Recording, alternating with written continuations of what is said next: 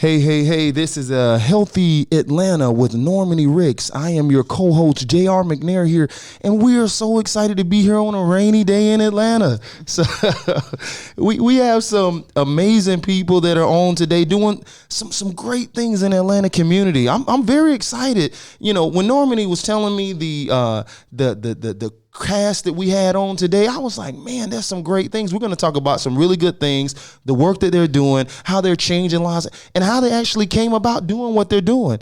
So Norman, how you doing today? I'm doing great. I'm very excited about today's show.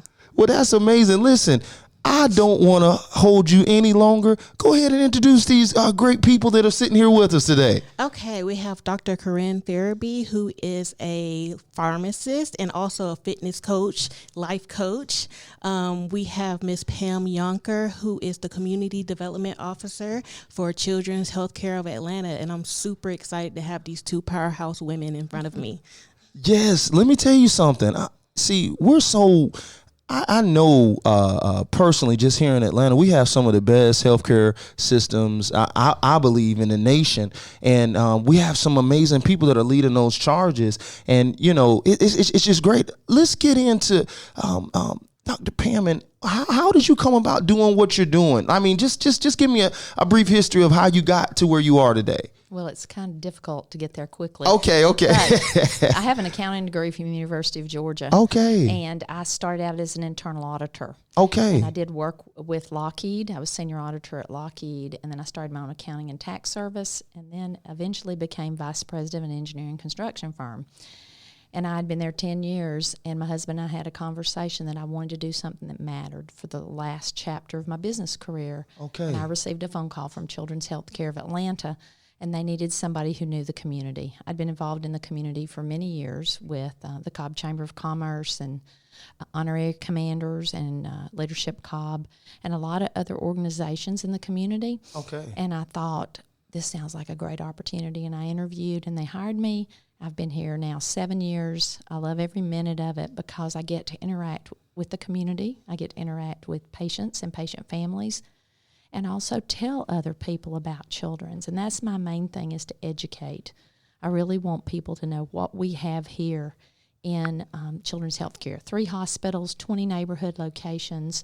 Last year we had enough patients that came to see us that would fill the Truist Park Stadium 28 times. What? That's how many times we would fill it with our patients. We service all 159 counties in the state of Georgia, and we don't turn a child away regardless of the parent's ability to pay. So it's really important that people know that, and that parents know that it's the pediatric choice. Other hospitals may say they do pediatrics, and they may do a little bit, but if you come to Children's Health Care, your chance of getting a pediatric specialist is 100%. Wow.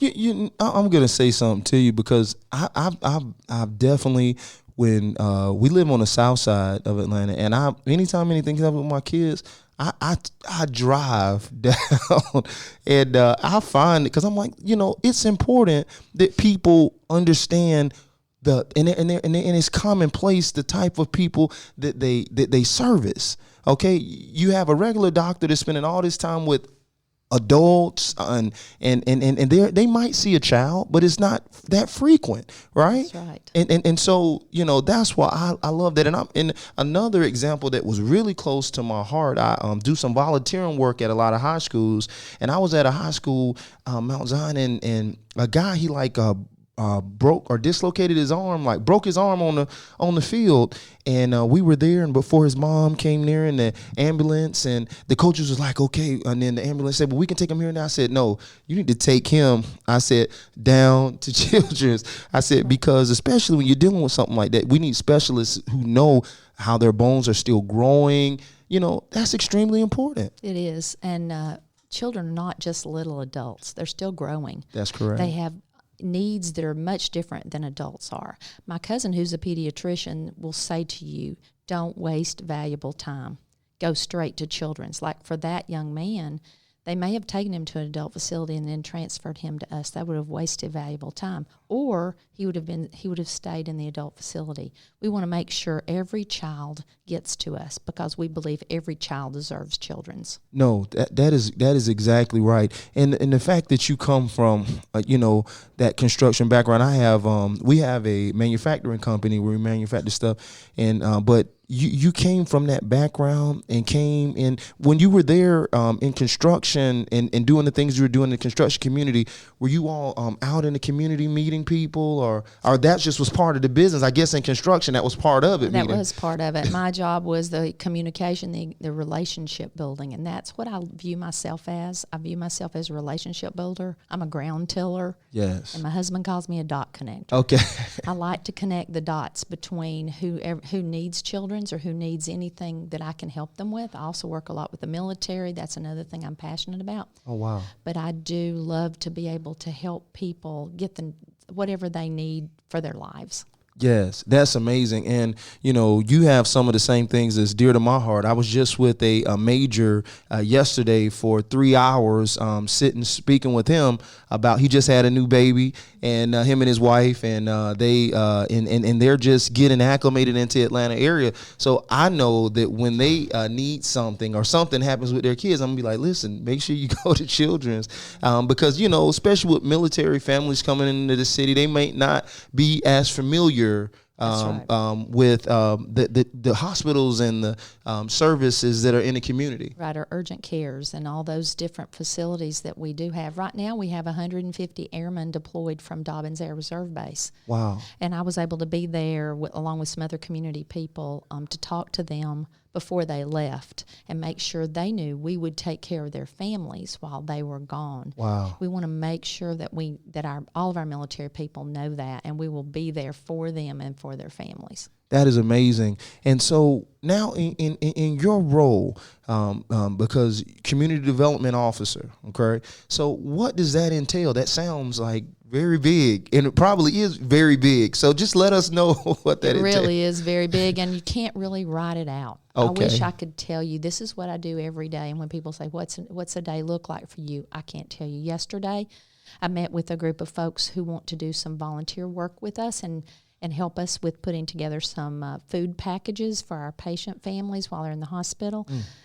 After this, I'm going straight to Eggleston to sit with one of our families whose child is having heart surgery. Okay. So, and I might be speaking to a group, like I'll speak to a group on Thursday night this week, and I like to go and educate people again, whether it be PTAs, schools, Lions clubs, Kiwanis clubs, chambers of commerce. I love to talk about children's and give them a nugget, because today everything I say you won't remember it all. Mm-hmm.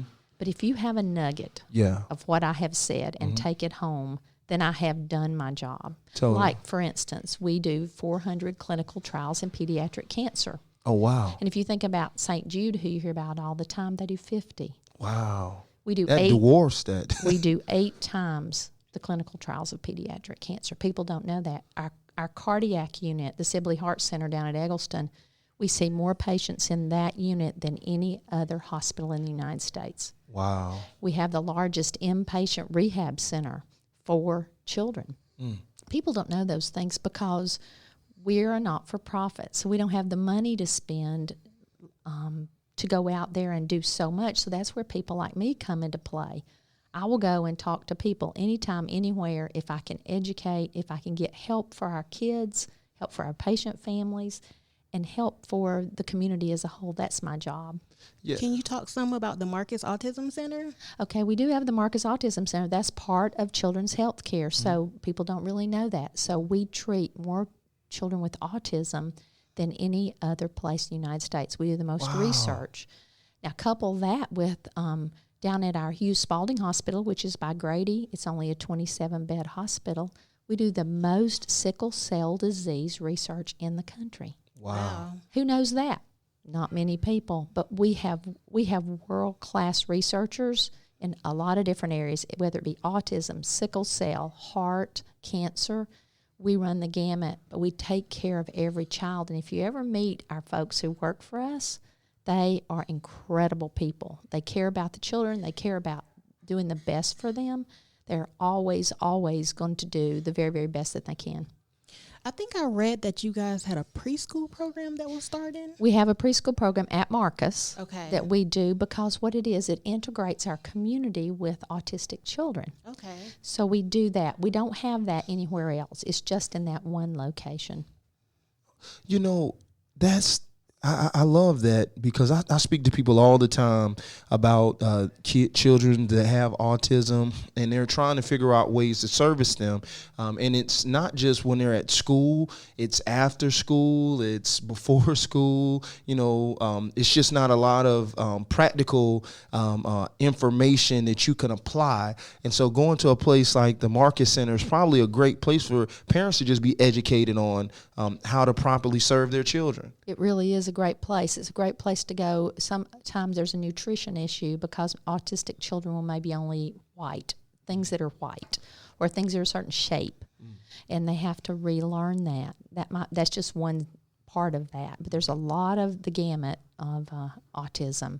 So it takes a lot, but not only do we have that facility, but we provide education out in the community and also resources. So if you wanted to read about what we do to help autism, or what can you do for your child in a certain circumstance, we provide that kind of educational information. And, you know, my son, he was born, we have twins, and he was born with a cataract in his eye, like a white cataract, and it was rare. And we had to go down to Children's, and they had a specialty doctor that performed that surgery, and he was one of the best in the nation, but he was right there. And before he retired, we had the pleasure of having him perform that procedure for my son. And so it was, it's life-changing things like that Children's does, and we greatly appreciate that. Now, what I would like to know is if someone wanted to get involved with Children's, if someone wanted to actually get in touch with you or get in touch with Children's, how do they do that? Well, we have choa.org, which is our website, Okay. and you can see there a lot of things we offer, volunteer services, a lot of that. However, my contact information, I'll be glad to provide that. Sure. It's pamela.younker at choa.org, Okay. pamela.younker at choa.org. You can reach out to me. I always answer my emails. But if groups want to do things, like last week I had the Kennesaw State University American Medical Women's Association chapter came to our outpatient care center. We have a community room that we let people use. And they came and they put together distraction bags. And those bags have like crayons, coloring books, things that kids can pass the time away and be distracted while they're waiting. Yeah. We have groups that come in, like Comcast Cares came in last year, and Okay. they fed our staff up at our town center urgent care and our outpatient care center. And they also packed meal bags for our patient families, because when you go into a hospital, it gets expensive with food, and while we have vouchers and such, still if we put together these meal bags that have like a whole day's worth of food in them that you can heat in the microwave and that kind of thing, it helps. So we do pajama bags, we do hygiene bags, because another thing that people don't know, last year we treated 600 victims of domestic and sexual abuse. There were children, 600. Wow. And they come to us and they don't have anything, and we have a wonderful child advocacy center. They come there and we try to provide for them hygiene bags, and we provide some clothes and some other things for them. So we do so much, and because insurance doesn't cover any of these things, that's another reason why my job is really important, so I can go around and talk about this is why we do what we do, and this is what we need to reach out to these families. So, Pam, we want to celebrate you. So, can you please brag a little bit about some of the awards that you won over your career? Oh, that's very kind of you. Well, I was the Marietta Citizen of the Year. I was named that last year. Oh, wow. Yes, and Alpha Chi Omega named me a Real Strong Woman Award. That's an award they give every year. I was at Alpha Chi Omega in college. I've received the Best of the Best award for Dobbins Air Reserve Base. Okay. And I do serve nationally on the Air Force Chief of Staff Civic Leaders Group. I'm one of 27 people across the country that does that. So those are just a few. I really don't like talking about myself on that, but I don't do it for the awards. Right. I just do because I want to serve my community and serve my fellow man. But above everything else, I want to be God's instrument here. We appreciate you. Oh, thank you. And let me say, I mean, your works can speak for themselves and the things that you're doing, and that's amazing. What I want to know is because all the things that you all are doing, helping the community, offering these free services to the community, not turning children away, making sure you're connecting with veterans organizations, all these amazing things that you're doing. I have two things. Number one, how if somebody wants to get involved with giving or trying to contribute, how do they go about doing that? I mean, what is an average amount that they can give? I mean, is there an average amount? Any amount helps us, any amount. And you can go on Choa.org and go to the donate button. But let me tell you this. 105 years ago, a lady named Bertie Wardlow sold pencils because she wanted to start a hospital system where every child could be taken care of. She sold pencils. When I speak to elementary school students, I tell them this. No matter if you think it's a little bit or a lot, whatever you do helps us. So any amount helps. Of course, we love big gifts. Yeah. That helps us. We're building a new hospital that's going to open in 2025. We're going to replace Eggleston Hospital with a new hospital at I-85 North Druid Hills Road. Oh, wow. So, of course, we're looking for major donors for that from corporations. But everybody can give something. The little boy down the street can have a lemonade stand. I have kids who have birthday parties and bring us their birthday gifts. Oh, wow. And they have a birthday party for children's. I have kids who do, I had a little boy who did a thing at a barbecue restaurant, and the barbecue restaurant gave us 10% of their proceeds that day for this young man, Jonathan, because he wanted to donate money to help our sickle cell patients. Wow. So anything helps. We take, you can go on our own online and do whatever amount you can. That's great. So one last thing. What is the one thing that you said, that nugget that you want to leave in the minds of the people here? What would that be about children's? Every child deserves children's. Okay, great. Well, I like that. That's short, sweet, to the point. So I appreciate it. Appreciate your work. Thank you. Thank you so much. Thank you. Normani, now, that was an amazing interview. Lead us into this next great person that we have here so we can keep this train rolling. Okay, this is Dr. Ferebee. She is awesome. I had one conversation with her about a week ago that almost changed my entire life. Wow. She has some amazing nuggets as well. So, Dr. Ferebee, kind of tell us about what you do. So I am the CEO and founder of Trinity Wellness RX Consulting. And basically, I've been a pharmacist for the last 14 years. And then recently, about a year and a half ago, I decided to get certified as a personal trainer because I had been diagnosed with lupus. And I no longer felt like I could work the 13-hour shifts and be on your feet, for an extended period of time. And I felt like I was missing out on life.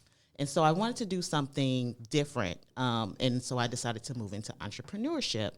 But in working in pharmacy, we were always taught that you help people figure out how to take their medications, why they're taking their medications, and to keep them compliant on the medications.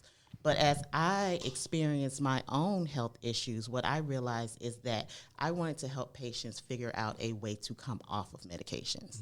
And so what happens is that always comes back around to nutrition and exercise. Totally. And what you'll find is that a lot of doctors don't educate patients on that. What they educate is, okay, you have a disease state, you're probably going to have this disease state for the rest of your life, and these are the medications that you need to take.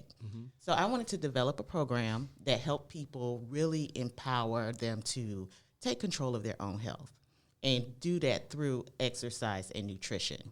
So Trinity Wellness, basically, we have clients that come and we look at the entire profile of the patient. So we look at the medications that they're on, we look at their disease states, their medical history, their relationship with food, their relationship with exercise. And then we come up with a program that helps them to decrease the amount of medication they're on. And that includes an exercise program as well as nutrition recommendations.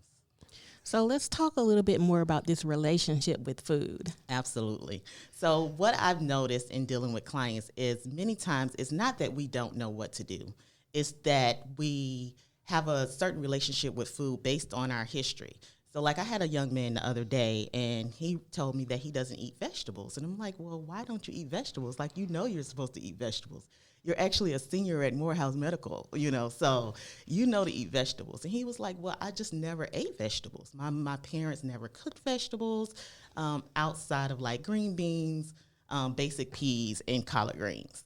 So when we started to talk about like asparagus and Brussels sprouts, that's foreign to him, so we really have to spend some time educating people on other options and let them know that there's other things out there. And, said, let food be thy medicine, right? Absolutely. And I think that's, our bodies are some of the most amazing things that I think are on this planet. I mean, our bodies can just naturally heal itself if we give it the right things: food, water, rest, keeping stress down, right? Yes.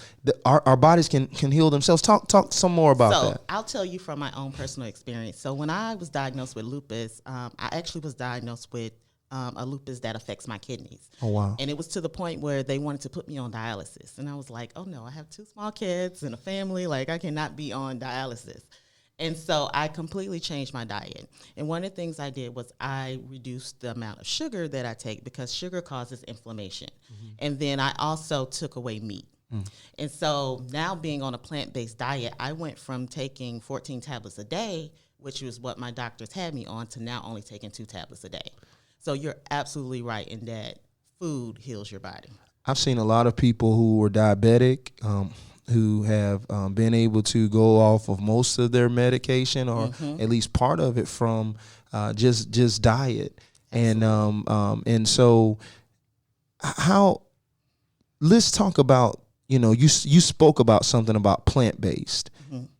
What does that mean? Because I you hear vegan, you hear all this stuff, but let's talk about just really what plant-based means. So plant-based is eating foods that are actually that, plant-based. So you have different levels. So we have people that consider themselves vegetarian. We have people that consider themselves vegan, but neither one of them eat meat. But vegan, you don't eat any meat-based products either. So you wouldn't eat eggs because they come from chicken, so things like that. So, but we've advanced so much when it comes to food. So even if you are vegan, it's nothing that you can't have. There is an alternative for pretty much everything that you would consider that you would want as part of your diet. Okay, that's great. So how did you switch, and what, to switch from being in pharmacy to just say, hey, I'm going to do this wellness, and then not only to do that, you work for yourself. Absolutely. And so it's the difference coming in, working in an institution, and very formal in that manner, and then saying, hey, you know what, I'm just going to switch kind of my traditional education trajectory and go into something else, and not only do that, but I'm going to launch my own company. Absolutely. So it's really a mindset, and at some point you have to decide, do you want to give 110% to someone else, or do you want to give 110% to yourself? Because regardless of whether I work for a major company or I work for myself, I'm still going to take care of patients because that's what my passion is. And so as I decided that, okay, I wanted to move into entrepreneurship, I started looking at what I did every day as I worked for the larger company. And I said, I can do this for myself, and so I just started to transition. I made some decisions, because that's really what it's about, making the decision and moving on it. Sure. And so I made the decisions, I put some dates in place, and I stuck with them. And the other thing that was really important in my decision is that I had a coach. Okay. You know, you have to have that accountability partner, Sure. regardless of what you're doing, whether it's the transition into entrepreneurship, whether it's working out and exercising, eating right. You have to have some level of accountability.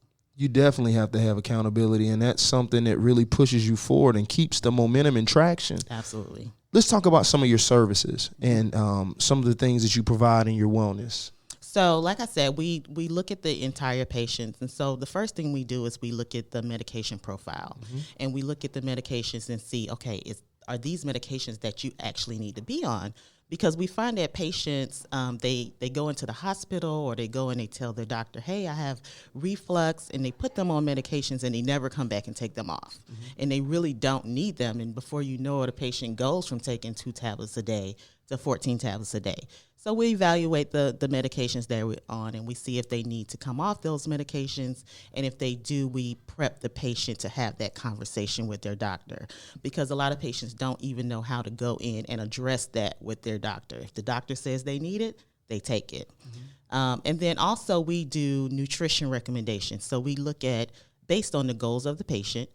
So if they're diabetic or they have high blood pressure, we make recommendations as to nutrition, what they should be having in their nutrition daily, and what they should maybe consider moving out. And then thirdly, we do an exercise programming. So it's custom for each patient, and it's based on what the patient has available to them. So if you have a gym membership, some people have a gym membership and just don't know what to do when they get to the gym. Others, they've never been in a gym at all. They never exercised. They don't have any equipment at home, or they may have just the basics like a jump rope or 5-pound dumbbells. And so based on that, we come up with an exercise programming. And I was telling Ms. Normani that everything is done through an app. So on the app, it shows them what exercises to do, how What often. is that app? So the app is called Trainerize. Okay. Okay, but so it comes as a package. When you purchase the package, you get the app as well. I got you. But the app will show you which exercises to do, how often to do them, with what weight they need to do them, and it'll show you a demonstration as well. Okay, that's great. And then so based on the exercise, then you can say, hey, you know, that was a little hard for me, or, you know, I'm just not able to do that exact exercise. And then from there, I can show you modifications, and we can, you know, we come up with the best program for you. That's great. That's great. And so once they've gotten, how do you know, in your professional opinion, what should people probably focus on primarily? Should they look more so to say, hey, I need to make sure I exercise every day? I mean, because sometimes stuff goes lacking. You know, we're in a world where things just happen, right? So what would you advise if it would be someone to say, hey, you know what, I can eat all my meals correctly, or make sure I get into the gym that day? And maybe it's you know, I know it couldn't be both. You want it to be both, but if you were to prioritize them. Yeah. So the thing is, we're human, so we're not going to do everything correctly all the time. So the goal is to create a healthy lifestyle. Okay. You know, so, and within a healthy lifestyle, we're all going to have setbacks, you know. And so even with my clients, I encourage them to eat healthy most of the time, but then have a cheat day, you know, so then you don't feel like you're depriving yourself, you know. But then, because you'll find if you eat vegetables 5-6 days a week, it'll become the norm. Yes. You know, so I do feel like nutrition is like that key component, but I feel like the goal is to get to a healthy lifestyle. Okay. Can we talk a little bit about work-life balance when you're talking about a healthy life? Yes. So that is so important. And that was one of the things that helped me to make the decision to transition from that corporate America life into entrepreneurship. So I do have 2 small kids and a husband at home. And what I realized is that I was not present, you know, because you work these long hours and then you come home and you sleep and you get up and you do it again. And so I had to figure out how to have a balance, because that's what reduces that level of stress. Sure. And stress kills. Absolutely, it does. Yeah, you're So exactly right. You have to figure out how to reduce the amount of stress in your life. And for me, that was a big thing, because even though I would go to work and I would give 110%, I would be so stressed out while I was there.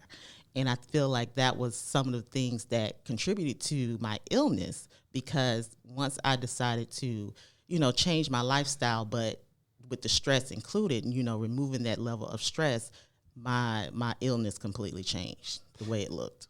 So tell me, how can people get in touch with you? I mean, if they want to reach out to you, take advantage of your services, let us know how we can reach you. Absolutely. So you can go to drcorineferebeeconsulting.com, and on there you'll see the nutrition, the exercise, and the medication therapy. You're more than welcome to sign up for a consultation, and then we can go from there. And then, of course, you can find me on Instagram at Dr. Corine Ferebee and Facebook at Trinity Wellness RX Consulting. Great. Could you spell your last name? Yes, it's F as in Frank, E-R-E, B as in boy, E-E. Okay, that's excellent, excellent. And so this is the last question that I have for you here, is now that you are an entrepreneur, okay, you've had some learning experiences, correct? Absolutely. So tell us, what were some things that you learned from being an entrepreneur that maybe you didn't know beforehand? And then also tell us one of your big triumphs that you had since you've been an entrepreneur. I think for me, what I've learned the most is the value of networking. Okay. When you work for relationships. Yes, yeah. Absolutely. Because when you work for corporate America, they do so much of that for you. Mm-hmm. They really just want you to come and get the job done. Sure. It's not really about building the relationships, but when you work for yourself, you absolutely have to build those relationships. And it's weird because I really considered myself an introvert prior to moving into entrepreneurship, but I'm really enjoying the process. That is excellent. Yeah. And the thing that I would probably say that I am enjoying the most is probably just being able to not only have a business, but share that with my children. That's excellent. So that they can understand the option of entrepreneurship. Sure. As a child, I was taught you go to college and you get a job, and it's so many other options out there.